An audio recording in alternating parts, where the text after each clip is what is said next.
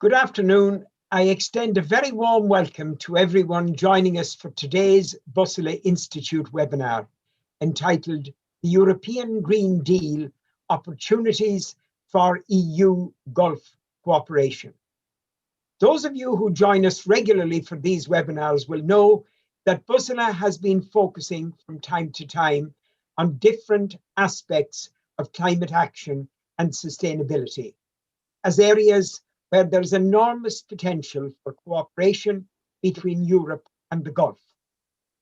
From the Paris Climate Agreement through to the COP26 summit due to take place in Glasgow later this year, the nations of the world recognize the need to come together to accelerate action towards common goals and to undertake ambitious efforts to combat climate change and adapt to its effects.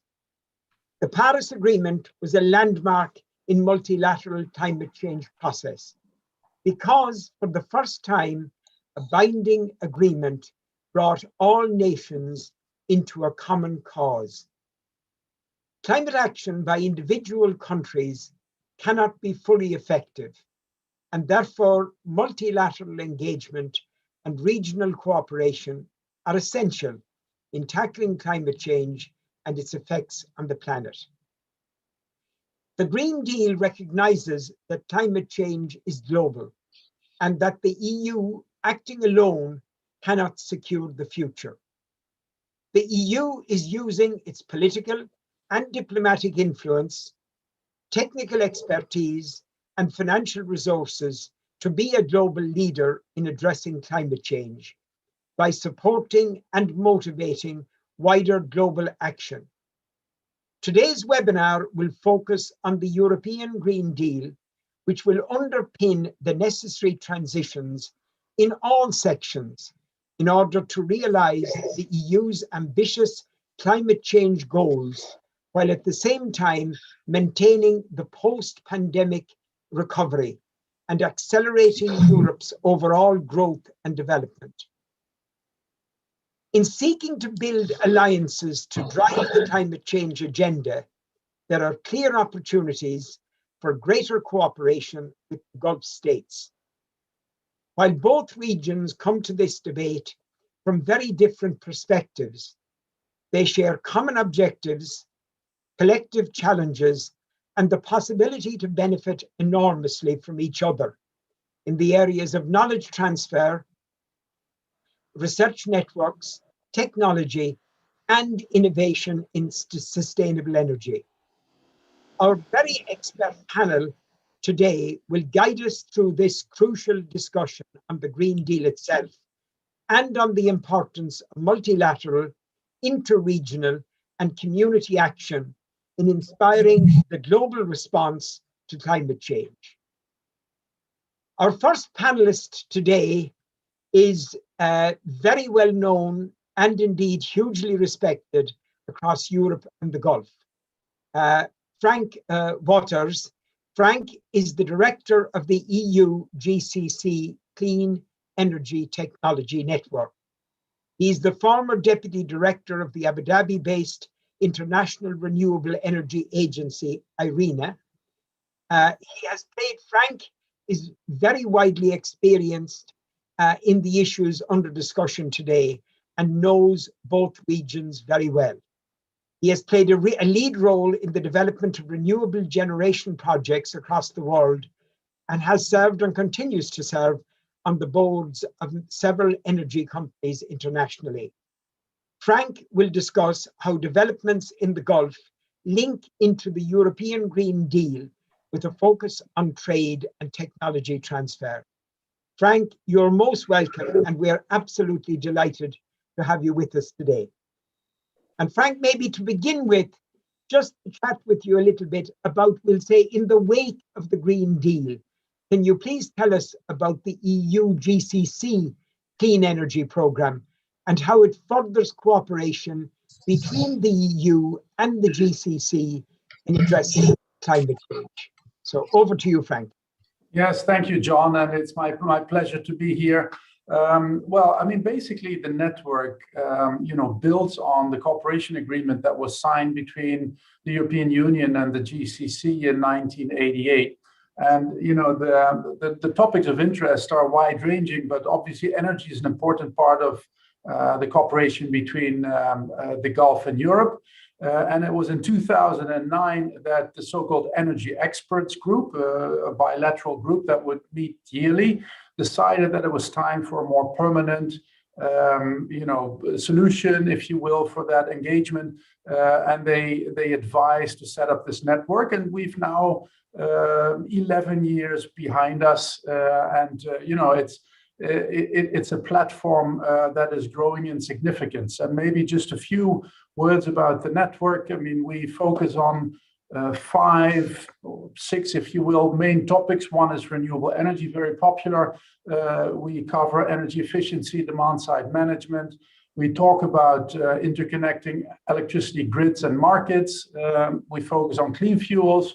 And lastly, carbon capture and storage. But there's an overarching topic of climate change, and that is also something that is, of course, hugely relevant and important for all of the other 5 experts. Now, we've successfully adopted a bottom-up approach, where we have a programmatic framework that is guided by both the European Commission and the Secretariat General of the GCC. By the way, we get funding. We have had financial support from the European Commission from the outset, so that is of course very helpful in doing the things that we do.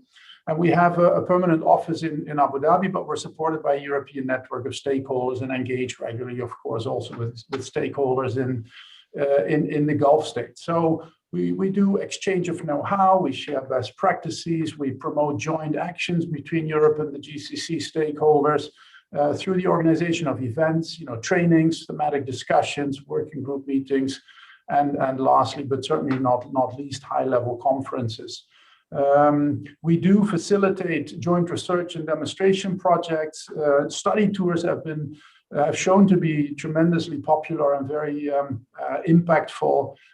We analyze policy and provide data, white papers, etc. And the network has been growing. We now have more than 2,300 individual members and a communication list of more than 7,000. I mean, last year was, of course, a difficult year for all of us globally, but if I look back, we did manage to do 60 events, and we did manage to almost double the membership and the attendance, if you will. I mean, these online platforms, even though sometimes we do get bored and sick of Zoom meetings, we did reach out to many, many more people than in physical meetings. I mean, that's the bottom line of it. So it was to some extent, something that has actually supported us, if you will. That's great, Frank. That is certainly a great and a very positive story. And congratulations on all that you've done and achieved, indeed, since you were established. And just looking again at the Green Deal, what potential do you feel there is in the Green Deal to further the use of green hydrogen, with the GCC being a supplier to Europe? Yeah, thanks, John. That's a great question. I think it's important to take, to look back a couple of years and see what we've done as a network.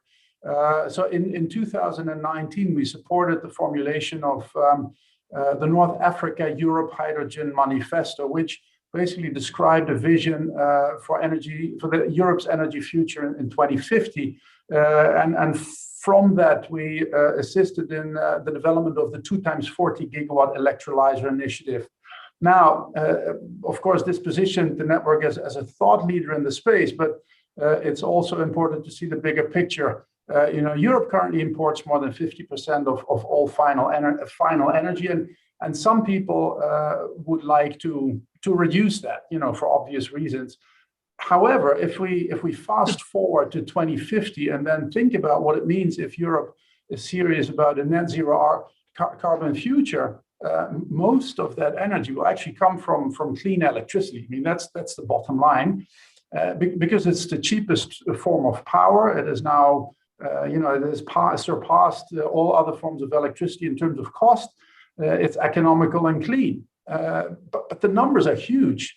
To even achieve 50% electricity and final energy, right now we're at 20, we need 2,000 gigawatts of solar, 650 gigawatts of wind, and building more electricity will become challenging, but because we just don't have the grid capacity, and there's regular opposition, popular opposition against more overhead power lines. So I think at 50%, it will start to become a real struggle in direct electrification. Now, if we then conceive a situation where the remaining part of the final energy is covered by green hydrogen, which you can make from electricity, you need to realize that then that number goes up by at least double. So it's not 2,000 gigawatts, it's 4,000 gigawatts of solar and 1,300 gigawatts of wind. If you then look at Europe, it's just not the space and not the resource. I mean, it's just not the thing that is going to happen. You will import hydrogen made from solar and wind from somewhere else where it's cheaper and where you have land available. And that can be in North Africa, but it's certainly the Gulf. Because the Gulf, as we know, just doesn't have only low-cost hydrocarbons, but they also have the lowest cost solar in the world. And that's a blessing. We supported with the MENA Hydrogen Alliance, which I helped found and I'm actually chairing. We issued a report this week with Roland Berger, and it shows that the hydrogen in the GCC can create 1 million new jobs and $200 billion of revenues in the GCC by 2050. This is a huge opportunity. Now, if we then look at the role that hydrogen and e-fuels can play as key future energy vectors between the GCC and the EU, we actually discussed that in two recent events. One was initiated by the EU delegation in Abu Dhabi. It was late last year. We had participation of Kadri Simpson, the European Energy Commissioner, as well as His Excellency Suhail Al-Mazroui, the UAE Energy Minister, and they were talking hydrogen. They were talking ammonia and shipping that from the Gulf to Europe. And then earlier this year, we had the 5th IEF EU Energy Day, where we had His Excellency Frans Timmermans, Executive Vice President of the European Commission, in charge of the Green Deal, in charge of the hydrogen strategy, as well as His Royal Highness Prince Abdulaziz bin Salman Al Saud, the Saudi Energy Minister, and they were talking hydrogen. They even mentioned, piping hydrogen from Saudi Arabia to Europe. So, all of these things, they've become part of the narrative. There's still a lot of work to be done. It's early days, but we're very, very hopeful and supportive of these initiatives. Brilliant. And I just ask you one other question, and it's an area that we'll be coming back to again, both with you, Frank, and maybe with the other contributors as well.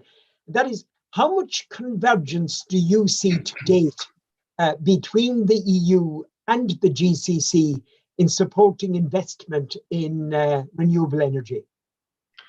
Yeah, I mean, there's a lot of similar motives and actions. I mean, apart from, decarbonizing our energy footprint, there is also a very, very straightforward economic narrative. And if I look at myself, I mean, 12 years ago, I joined Masdar, Abu Dhabi's Mubadala's, clean energy company. And I was working on two projects. One was a 100 megawatt concentrated solar power project, the Shams one, as we called it. And the other one was a 100 megawatt photovoltaic project, so solar cells. And both were at the time equally expensive and relatively highly priced. So we went ahead, we got the approval for the Shams project, we built it, and it has been producing power very reliably to the Abu Dhabi grid. But it's also fair to say that at the time, it was the most expensive power in the mix. Now, the PV project, which was at the time equally expensive, got delayed for multitudes of reasons. I left, other people took over, etc. It finally got built. First of all, it was much bigger. It wasn't 100 megawatts, it was 20 times bigger. Or 13 times, I think it's 1.3 gigawatts in Sweihan. And at the time, it was a world record, price for solar. It was 1.3 cents per kilowatt hours, which is by a huge margin, the cheapest form of power in the system. So you can see that in a very short period of time, we go from very expensive power to by a huge margin, cheapest form of power. And the fact that the leadership in Abu Dhabi decided to go ahead with the first one, of course, contributed to the cost regression, the fact that we now have cheap power from solar. And I think this is This is part of the same vision, the same strategy that we've seen in Europe, where Germany in the early 2000s took a gamble and went all in on solar, which made it cheap, and now it's cost effective. I think these are two of the similar drive, similar vision that we see both in the Gulf as well as in Europe. That's great, Frank. Thank you very much for that, and we'll come back to you again in a little while. It now gives me great pleasure to welcome back to the team here at Bussola, Dr. Irina Kostova. And Irina is a researcher at the Centre for European Policy Studies, CEPS, in Brussels, where she works on various issues concerning the energy transition and energy security.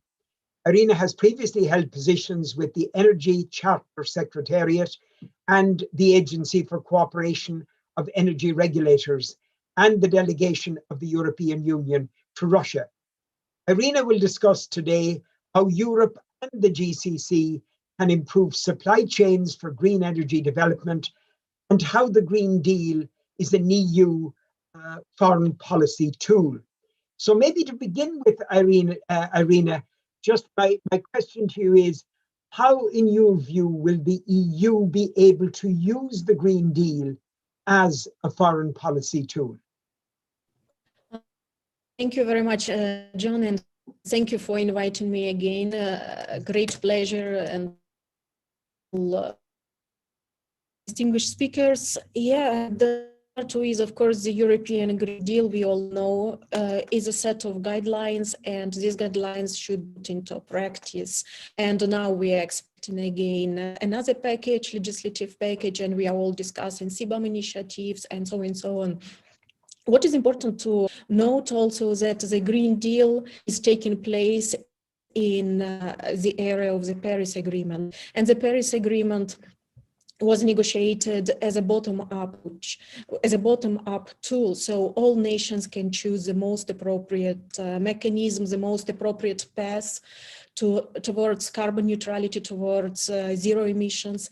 And largely it was, the logic was based on not so much successful implementation of the Kyoto Protocol, which was legally binding, but what did not bring so much effects actually on climate. So the idea is that all nations can contribute and they can commit and further increase their contributions. And this is the overall idea. And of course, the main question in this regards becomes how the European Union can motivate others to adopt maybe similar policies that it's trying to pursue domestically. And well, this is a very big question mark also, because the European Union so far, if I may state it, ran like its climate policy was more run by leadership, by example, by a bit of exemplary leadership. And in this regard, it would be very interesting to see how actually the European Union can also fulfill, maybe it's a bit of like promises to have a bit more geopolitical commission. It was stated in December 2019. So the commission would like to maybe to play a bit more geopolitical role, and that will have also a bit of implications also for European Union's climate diplomacy. And answering your question, whether the European Union, whether they become a foreign policy tool, well, I think the key issue in like inabilities of the European Union to affect others, to motivate, I would use a bit more positive language, to motivate others, is like to facilitate others and to help others understand market transformations ongoing. And recently we had one session on EU climate diplomacy, and what was discussed, that the European Union is not alone, and the United States and China are joining. And even if the moves are quite careful, it's important to take into account that market transformations are in this direction. So energy transition is occurring, it will occur, and oil demand, hydrocarbons demand will decrease steadily. And that would require adaptation by other countries as well. And I like very much an expression like, if you do not become low carbon, So what will be your future market in the world when the world is becoming low carbon? And that's very important to keep in mind for everyone. But if like coming back to a foreign policy tool, and if we speak a bit more about like sticks, not like welcoming carrots, but if we go to a bit more like trying to think about a bit more hardcore foreign policy tools, if I may say, well, this is of course what I can observe is access to markets. Access to European markets, and well, we don't know how all negotiations and how all cooperation, for example, with the United States will continue with China, between the European Union and USA, for example, but it's access to markets, and the carbon content becomes essential. And here I can speak about green LNG, which is essential, especially for some countries in the region. So what does it mean, green LNG? Will there be agreement between the EU and these countries on how to recognize all these kind of green certificates of settings and so on? And of course, it comes to the carbon content of hydrocarbons at this stage. So methane strategy is on its way in the European Union, and so on. So maybe I will just wrap up now and we can discuss it later. Great. Thank you so much, Irina, for that. And we'll come back to you, and I'll be taking up a number of the points you've made, and we'll discuss them a bit wider. I move on now to somebody who will bring a different perspective to the discussion, Father Edmund Grace. And Edmund, you are extraordinarily welcome, and I thank you most sincerely for being part of today's important discussion. Edmund is the Secretary for Justice and Ecology at the Jesuit European Social Centre in Brussels. He's a member also of Ireland's National Dialogue on Climate Action. And Edmund, in addition to bringing his wide experience, he will also bring a moral dimension to global action and local activities to address climate change, and how the EU and GCC can use this to improve their current efforts in this area. And Edmund, to begin with, I'm going to quote a little bit from somebody for whom I have a lot of regard, the former UN Secretary General Ban Ki-moon. I think he summed up the situation we're discussing today particularly well when he said, and I quote, "Climate change is the single greatest threat to a sustainable future. But at the same time, addressing the climate challenge presents a golden opportunity to promote prosperity, security, and a brighter future for all." End of quote. In your opinion, is he correct? Well, I feel our more economist-trained people will be able to talk more about the more prosperous society, and it's fascinating just hearing what they've been talking about the whole technological developments. But I think there's an added dimension to all this, and it's what I would call the spiritual level, although that's a very dangerous word to use, I know, because it seems like something up in the air. But what I'm talking about is the quality of relationships, both between countries and within countries. I'm talking about really, the transformation of everyday life at a phenomenal pace that's been called on in this. I mean, I'll just give you an example of the Green Deal. It focuses on talking about the circular economy. It focuses on textiles, electronic equipment, construction, plastic, and then further on it talks about food, the farm to fork policy. Now, if you look at those issues, if you're living your everyday life, and when you take those issues, if you take those elements away, there wouldn't be much left. So in other words, our relationship with our clothing, with our buildings, with the technology I can see in front of me, and so can you. Okay, with plastics, we go shopping, we carry goods, goods are wrapped and so on. The transformation is going to be phenomenally intrusive. You could compare it to the worst horrors of science fiction in a way, except there's one very redeeming feature, namely that it's for a benefit. The benefit is very clear, very obvious, but it's going to involve a huge intrusion on the way we live our lives. And that's only tolerable if we can all, with a certain solidarity, buy into it. And that's going to be, I think, this is where also the whole way that the European deal needs to think about citizenship somewhat differently. It talks about citizens as to be protected. Absolutely, that's what government's for. It talks about dialogue with citizens. Again, terrific. It talks about citizens, having working and caring for their homes, and all these basic, basic things that are good. But citizens are also required to be adult. They're required to transcend their self-interest in a way like parents do. I mean, most human beings do this, but in the public forum, it's almost become taboo to say this. So without seeming very preachy, and the need to talk about the natural generosity of humanity. It's not an ideal; it's a reality. And when we don't talk about it, we're actually depressing our society. We're actually turning our society into cynics by not celebrating this factor of being human. So I'll leave it at that for the moment. Great, and we'll come back to you with some other probing questions in a while. And as I said, you certainly will be bringing another dimension to this discussion. Our final speaker, our final panelist, is Dr. Richard Burchell. And Richard, it's great to have you here with us on camera today. Richard is a close colleague. He's a senior research fellow here with us at the Bussola Institute in Brussels. And in his past, he's a widely experienced researcher, university lecturer, and author who has worked in many countries across the world. And today, Richard will discuss inter-regional cooperation issues and the influence of global factors on EU-GCC cooperation.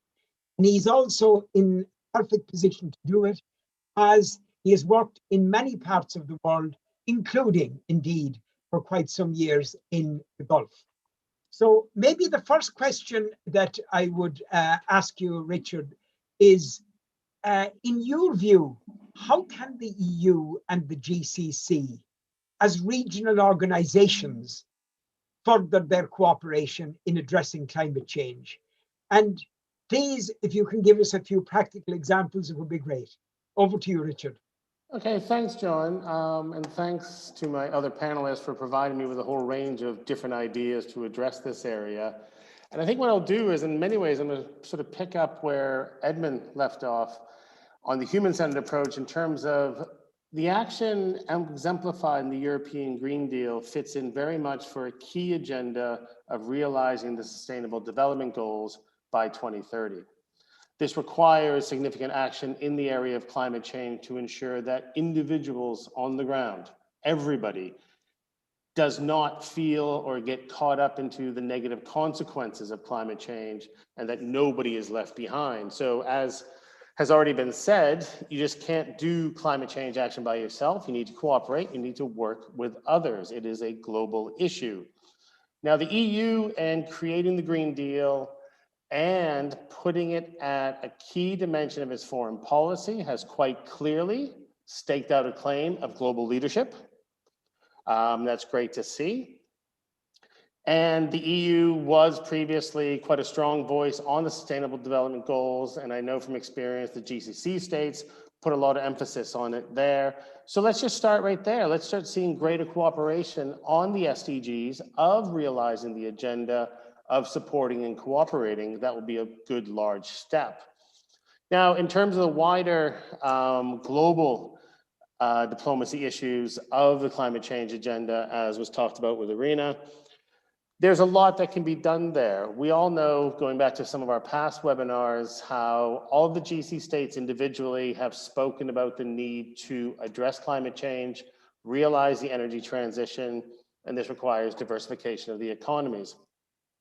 So, especially with the UAE and to a lesser degree, or actually to a growing degree, excuse me, Saudi Arabia, they're getting more and more involved in the global debates. So this idea of leading by example, of trying to motivate others, there's a fair bit of sort of shared interest, as Frank pointed out, between the EU and the GCC that would have a decent level of sway at the global level in global diplomacy. There's another interesting dimension here, because when people talk about the European Green Deal and the impact it will have on global markets, on global geopolitics, they point to the US, they point to China, two major players in this area. And let's keep in mind that both the EU and the GCC are states that work in between those two power centers. They have good relations on both sides. And perhaps going forward, as we sort of continue to address the climate change agenda, this sort of in-between space of diplomacy, of politics, of being friends on both sides could prove to be very important. Other ways they can work on it, they can work together to start setting standards. I mean, we know again from previous webinars, in things such as building efficiency, water management issues, there's some good practice coming out of the GCC and some good practice coming out of Europe. Let's stick that into the global scene and start creating some new standards and start developing. Here is where we need to go, or where everybody needs to go. So obviously things like the EU GCC Clean Energy Technology Network would be a major player in supporting governments in getting this forward. The other sort of area we would see is in terms of investment, such as the significant sovereign wealth funds and investment opportunities, investment sort of ability from the GCC states, but Europe at the same time is no slouch in this area. So greater investment and the emphasis on green. Now we've seen a number of developments, especially in recent weeks, that the market is more amenable to climate-orientated, green technology-orientated investments and market activity. So it does seem to be a good time to see greater cooperation at the regional level to address this. You asked for an example. I mean, I think a really interesting example from my own work was when Masdar worked through the UAE to develop a project with the Pacific Island states through the Pacific Islands Forum, and installed 11 different solar energy sources to help these island states with reliable electricity. The EU at the same time had also declared it was going to invest in the Pacific Island states, because these small island states do face a whole wide range of issues in response to climate change. Essentially, they're going to flood and disappear, unfortunately. So we saw some cooperation there. The UAE's role in that was much larger than the EU's. And of course, it needs to be carried on. It needs to be followed up. There needs to be more work in this specific area. Both the EU and the GCC are also heavily interested in doing a lot of work in the Caribbean, similar sort of issues going on there. And again, we need to just ensure that the sort of EU GCC forums, but at both the government level and the private level, start talking about this some more. Now, the only difficulty we have is, in present time, the GCC does not have the institutional supranational framework that the EU has. So we're not going to see a GCC Green Deal to the same level in depth. What we need to work towards is trying to get the GCC, just as a group, the individual members, to declare something similar in terms of their commitment. So beyond their national visions, where they've all declared a commitment to addressing climate change, we need to stick that into the regional forum, so that therefore it then becomes part of their ongoing external activities. And just to finish up, I mean, looking ahead to the diplomacy issue, I mean, next year is going to be really interesting. We see COP26 coming up at the end of this year, and then next year we have the UAE on the Security Council as a GCC representative. France is already on the Security Council, and the UK is on the Security Council. This year, the Security Council has finally started addressing climate change as part of this people-critical security that Edmund was discussing. So the time is right in terms of geopolitics to start addressing these things and working closer together. And I think there's a lot of opportunities for the EU and the GCC to bring together their common concerns. Thanks, Richard. Frank, if I could come back to you just based on a few things that Richard has said there.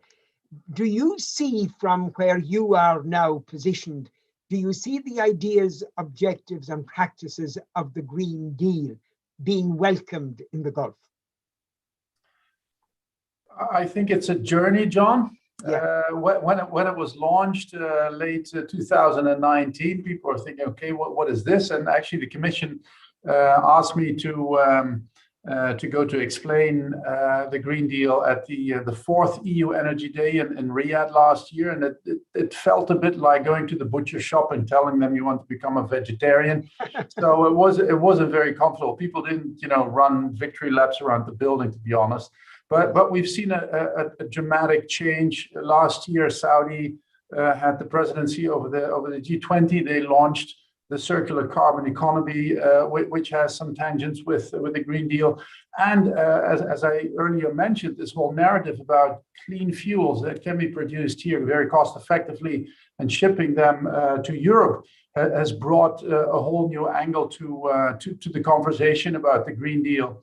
And this year, the 5th EU Energy Day, I wasn't there alone. Frans Timmermans was there. We had the Saudi energy minister there, and they were talking about this. So it is, it's picking up steam, and there's a lot more understanding. And by the way, the Green Deal is not just about energy, right? I mean, it's an economic package. It wants to fundamentally transform the European Union, and that needs explaining. So fortunately, also there is a diplomatic angle to the Green Deal. The Commission actually does make an effort in going out there and explaining what the Green Deal is, because it's not immediately very evident to everybody. So you got to take your time and engage in a dialogue, and we're doing that. Thanks, Frank. And in the arena of, say, greater EU GCC cooperation, which we're just trying to advance from a number of different perspectives, what opportunities, in your view, are there in relation to supply chains for the supply and development of renewable energy from the GCC, which may in time lead to greater EU GCC cooperation? Well, yes, thank you for this question. Well, as Frank just mentioned, yes, the European Green Deal is a kind of, well, it needs a bit of time to explain to others, to outsiders, to your neighbors, what exactly it means. But still, yeah, there is a room for cooperation in supply chains. And like immediately, of course, what comes into my mind is petrochemical sector in the region.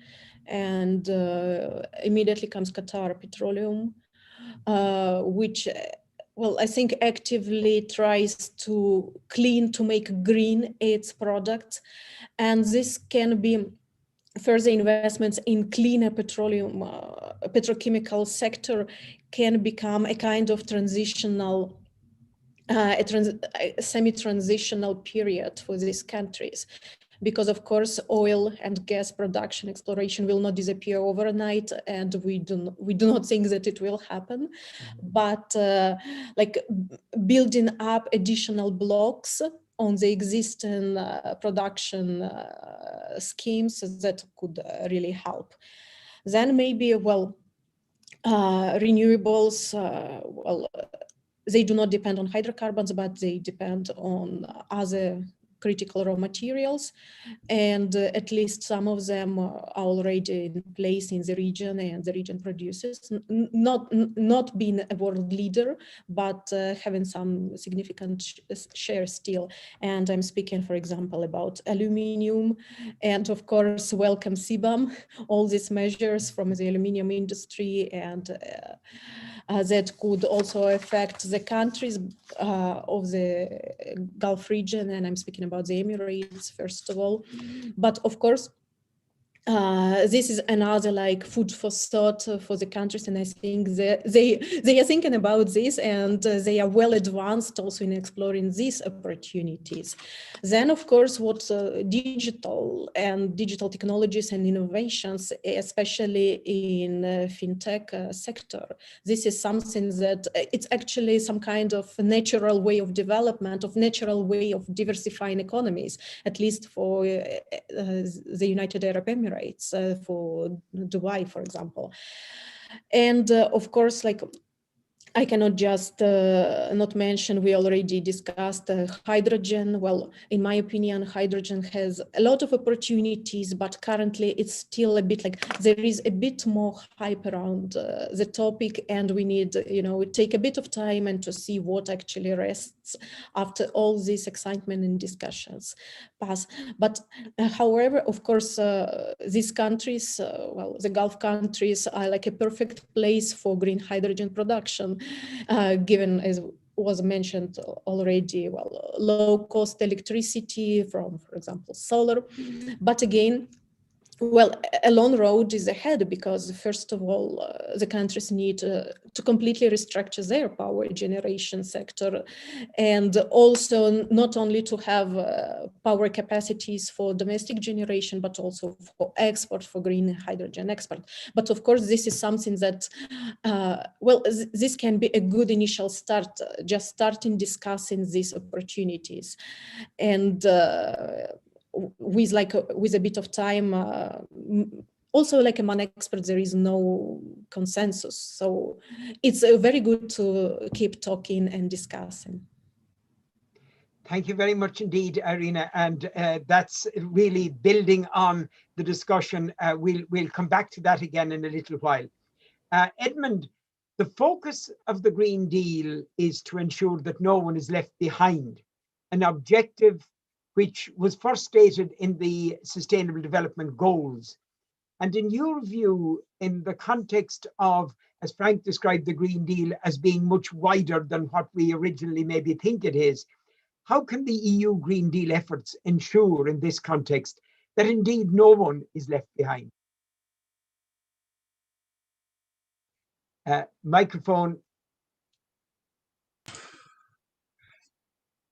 I think it's important to look at the way things are at this point, and that is there's an issue really of trust in government, nothing to do with green deals or anything else, just the where we are in our political development in Europe and elsewhere too in the world. There's a problem of mistrust and cynicism, really, but basically people just are, and also in certain parts of Europe, of course, there's very significant resistance to the whole idea of ecology as a concept even. And I think when we're talking, the only way to really look at that is to get, I mean, and they're beginning this with the Conference for the Future of Europe, is to get talking to citizens, but get talking at local level. This is going to be a slow process, but until you build at that level, you're not going to get the kind of network of dialogue that you'll need to build trust, to reach the other levels of, the other issues. So I think we're going to have to really talk about bottom up, but really with a vengeance. I know I'm dealing with another context with I'm in dialogue with the European Technology Chamber on precisely this issue. And you need to find ways of getting citizens interacting in a context where they're comfortable, where they feel equal. And I think the way to do that, one very specific way to do that, is to draw on the experience of public servants at ground level. There's huge experience there. There are people on the ground, they see what goes wrong before anyone else sees what goes wrong. They see what goes right in a way that, that affects the way they work. That resource is not being tapped. I'm getting very far away from green deals here, I realize it. No. But I think this is interesting. Yeah. But I think we're going to have to do this, and we're going to have to engage sort of the ecological. There is an ecological network. There is a technological network of people professionally and, if you like, vocationally involved in these issues. And we need to start finding ideas coming up from below and drawing out not only drawing out these good ideas, but in the process, building up a new form of trust and dialogue. And until that's done, and has to be done in a very open-ended way, I think I do feel we'll have problems down the road if we don't address this. I mean, the technology is clearly there.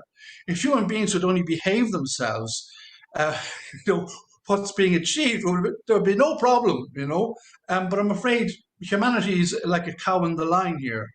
But I do believe, I'm very optimistic, you know. I think we're in the kind of dark before the dawn. I think there's the desire to live, you know, good lives. I do think also the religions have a role to play in this. There's a way of speaking coming from religious faith, which you know, sets up a different kind of idiom, if you like, which Pache, all the economists are, whatever training you do have, but when you just speak about markets, it's really very confining. It's necessary, I know that, and I know I'm not really up to speed, you know, I'm not trained in that area. I do have a background in law and legal studies and constitutionality and so on, but I think we need to find a way of opening up. I would take the image, it might be a slightly shocking image, of warfare. Government at times of war appeals to people, draws out. And really, we're facing the equivalent of a war in this. You know, the scale of the challenge we face is the equivalent of a pretty impressive enemy. You know, but we don't need guns, thank God. But we do need to get that sort of way of thinking, a way of thinking that really, in a healthy way, shames people who are being cynical. You know, that people, you know, just that they're kind of know that they're being put in the margins if they're going to continue like that. I think that's the note we have to strike.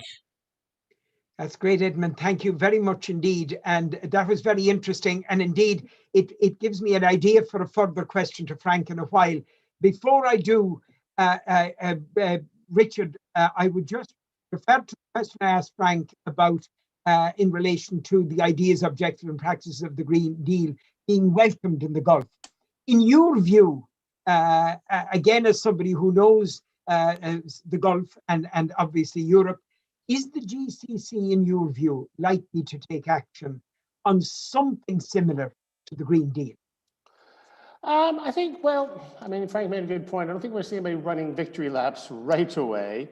But at the same time, I think, yes, the public rhetoric on the importance of this is gaining ground, combined with the fact that the GCC states are at the front end, or the front line, to use Edmund's analogy, of the impact of climate change, desertification, extreme weather events, water security. These are all key issues that they need to address to ensure their own livelihood.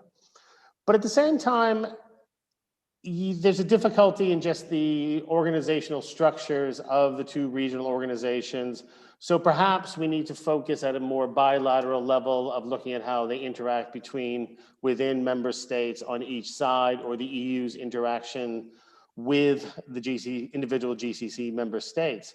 But one example I came across that would be quite useful to sort of put some pressure on is the EU-GCC dialogue on trade and investment.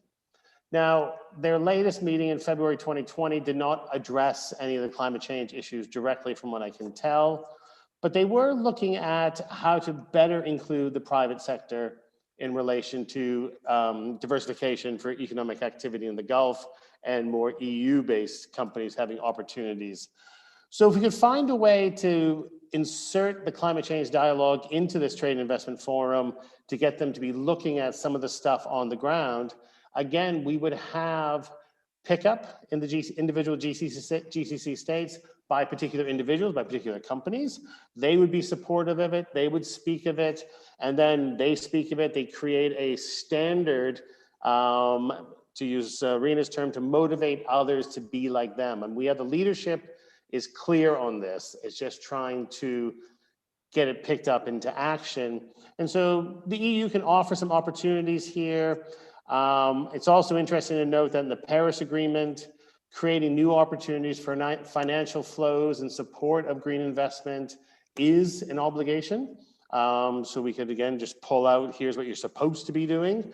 And it would require, as I said, it's a lot of diplomacy at the highest levels, more awareness on the ground, so people are more aware of what's going on. Changes in behavior and personal behavior will help.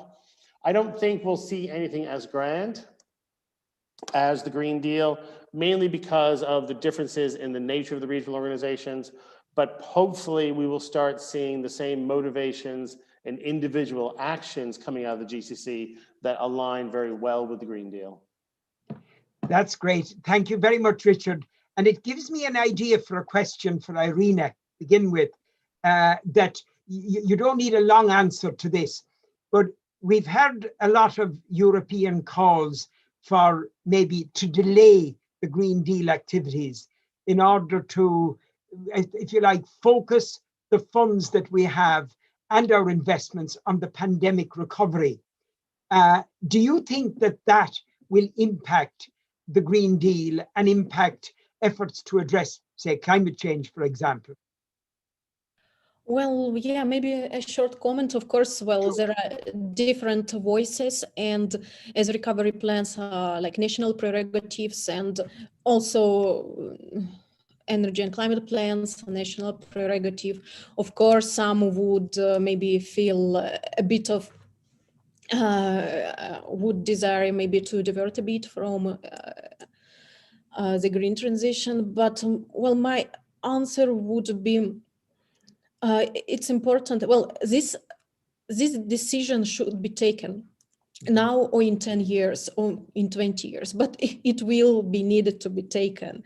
And like the best way, and this what I argue in my coal region transition study, like it's better to start now. It's better to do your homework now, because anyway you will do it in 10 years.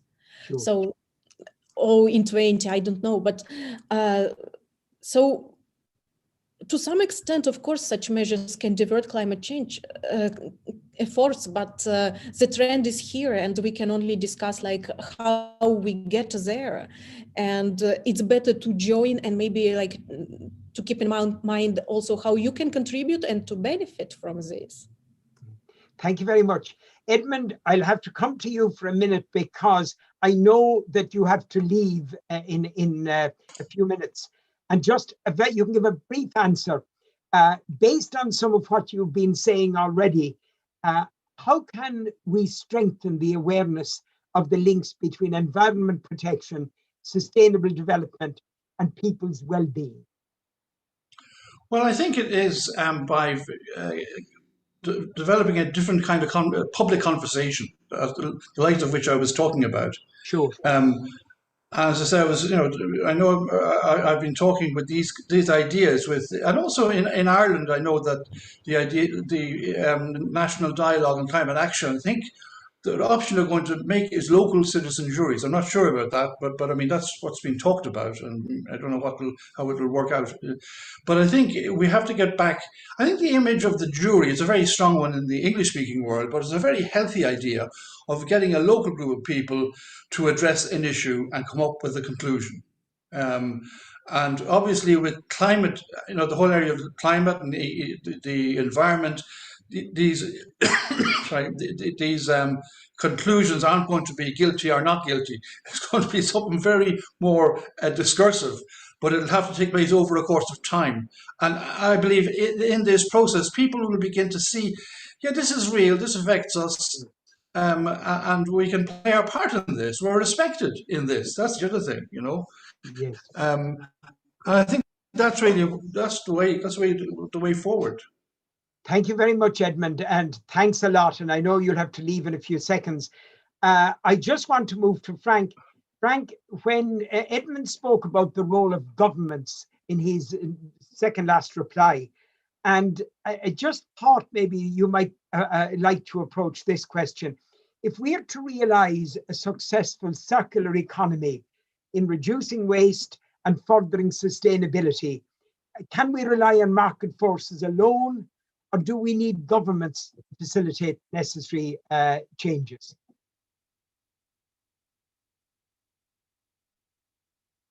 Frank, I think. Thanks, John. That's a great question. I recall in 2019, I attended, it was a hydrogen conference in Brussels, and Frans Timmermans was speaking, and he basically made the point that this is not something that the private sector can do alone, and certainly not something that the public sector wants to do alone. So, when you're when you're doing, when you're entering to a major transition, and this has all the hallmarks of it. Either you leave it to one, and then there's not enough money, or you leave it to the other, and it will take too long, and there's just too much urgency. This is a typical example.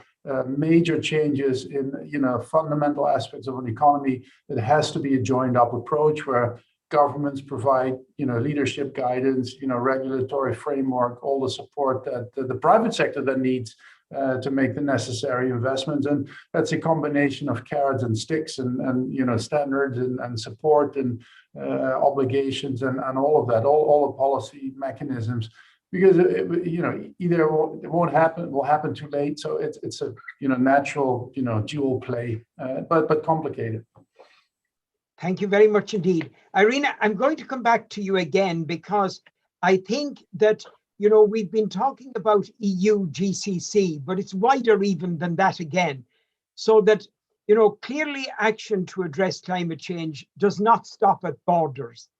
And in your view, how is the EU ensuring that its efforts under the Green Deal are advanced in cooperation with its neighbours? And by its neighbours, I mean its neighbours near and far across the world. So would you like to do that in about 3 to 4 minutes maximum? Thanks. Okay, thank you. Well, a very difficult question, and I don't have a clear answer to this, but I can just try maybe to give some hints. So first of all, I will repeat, of course, it's leadership by example, and it's a very practical issue. If you do not become low carbon in the world, which is moving slow or faster towards low carbon, so what will be your future market? And that's relevant for everyone, for your neighbor, in the immediate neighborhood, to big powers, to the Gulf region, to everyone. And maybe if to add a bit of geopolitics into it, of course, everything depends on how we define it, but so far, I would say that climate leadership was a bit like rhetorical leadership, again, leadership by example, exemplary power.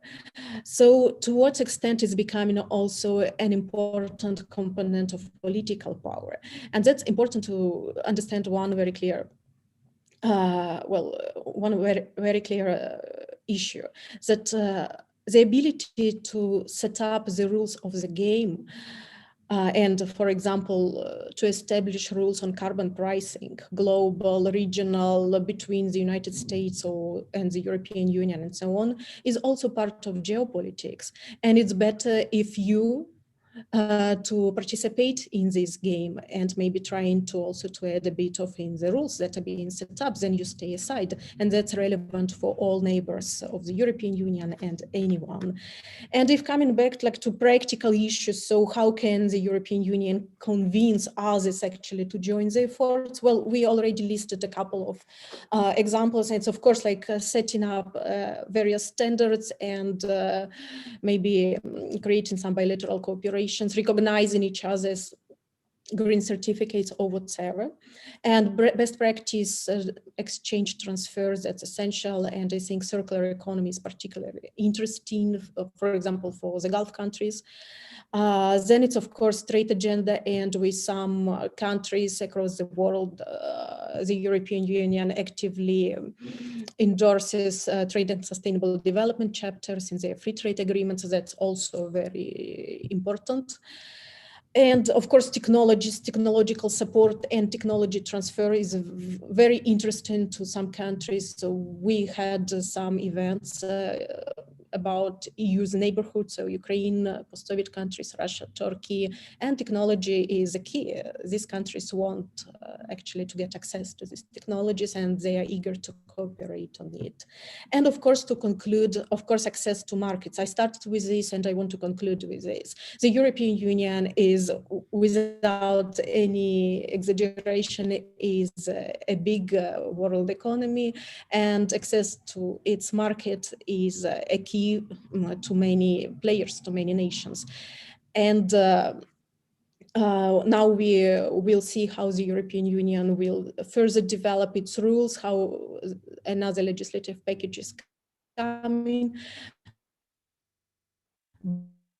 But it's also important